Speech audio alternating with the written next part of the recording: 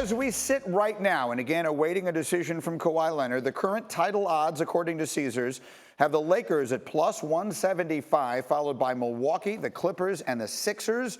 Beyond that, the Warriors are at plus 900. They are fifth best overall. So that is what Vegas thinks. Let us find out what Jacoby thinks. He put together a fundamental list for us of the top 5 championship contenders right now, meaning this list does not factor in where Kawhi Leonard winds up signing. The floor is yours. It's a very important distinction. Obviously, Kawhi Leonard joins the Raptors. This changes everything. But let's start.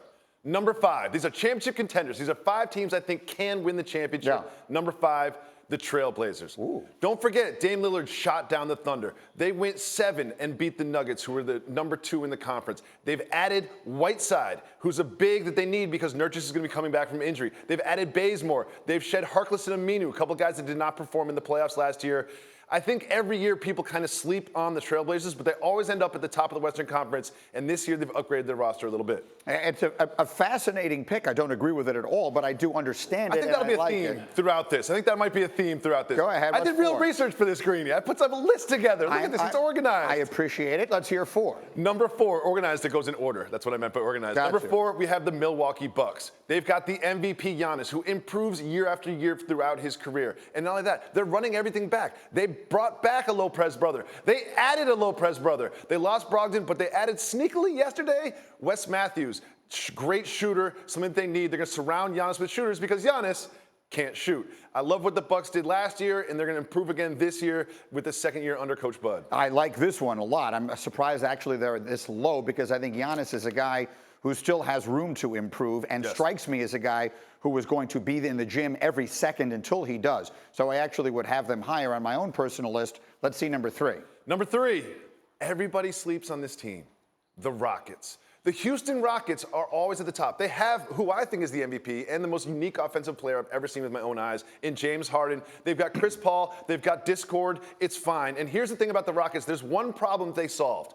One problem they've ran into year after year. Do you know what their problem was? The Warriors. The Warriors will not be a problem next year. They've lost to the Warriors in the playoffs, and when you take the Warriors off the table, as they will be in the Western Conference, it does clear it up for the Rockets, who have an established system, established chemistry, and exactly the same roster, almost exactly the same roster as last year. They're so excited about their chances this year. Their general manager is doing everything he can to trade every player on his team. Their window has shut. I disagree with that one completely. What's next? Okay, I hope we save this tape and we can run it back in about 10 months. Absolutely. And you'll do some push-ups or something. Number 2. I've been wrong about a lot more important stuff than this.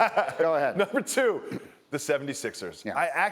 I love what the Sixers did in this free agency period. You're like, they lost Jimmy Butler. Well, guess what? They lost Jimmy Butler. They added Al Horford, who's a perfect complement to Embiid. If they want to go small, they can put Horford at the 5. If they want to go big, they are huge across their starting lineup. And also, people aren't talking about Josh Richardson enough. He's a point guard, a legit point guard, something they haven't had, and he's a great defender because there are so many good point guards in the NBA that come into their gym. Now they have someone for them. Okay, so that's 2. I'm trying to think who is left out. It occurs to me who's missing. Go ahead. You know who number 1 is. Yes, I do. Everyone forgot about LeBron James and Anthony Davis just because we haven't watched them play basketball in a few months.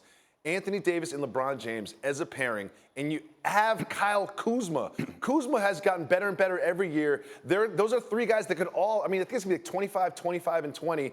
And if Kawhi Leonard ends up in the purple and gold, if Kawhi ends up in the purple and gold, they're going to win the championship. There is a reason that you disagree with me. I understand that. There's also a reason that Vegas does not. The Los Angeles Lakers are the prohibitive favorites to win a championship, according to me and Las Vegas. Okay, so Vegas is hedging on 2 different fronts. One of them is the Kawhi possibility, which if Kawhi signs there, then cancel Christmas. I completely agree with you. That is a better big 3 than Golden State had. It's a better big 3 than Miami had. It's the best big 3 probably in NBA history. I haven't sat down and gone over it, assuming that LeBron is really fully healthy. If they do not have him, we just watched a championship in which people went down like flies left and right. Any little injury becomes significant, and depth has become more important than ever. The Lakers have mismanaged their way to being in real trouble here. They should have figured out ways to get all of these players they wanted without having to sacrifice literally everything else on their roster. I get that they hung on to Kyle Kuzma, but you were putting a lot of eggs in the basket of LeBron James and Anthony Davis to do them themselves. I'm not knocking Kyle Kuzma. He's a nice player, but let's not confuse him with the third member of a big three. Let me quickly make a case. If you don't get Kawhi Leonard, I still think there's a case. You've got Boogie Cousins, you can get Danny Green, Marcus Morris is out there. You sprinkle in a little Rondo and Avery Bradley. You fill out that roster, and that's a considerable roster in a Western Conference that's now a little more parity than it's had. What happened to the Denver Nuggets? You sit next to Jalen every single day doing Jalen and Jacoby. He never stops talking about them. How do you leave them out? I don't listen to Jalen when he talks, so I just tune that all out, basically. Right. So we have that in common. Good, Very good. Perfect. There's at least one thing upon which we can agree. When Jalen is talking, I'm already planning whatever is coming up next. We're so glad you're watching ESPN on YouTube. For more sports and analysis, download the ESPN app. And for live streaming sports and premium content, make sure you subscribe to ESPN Plus. We'll see you there.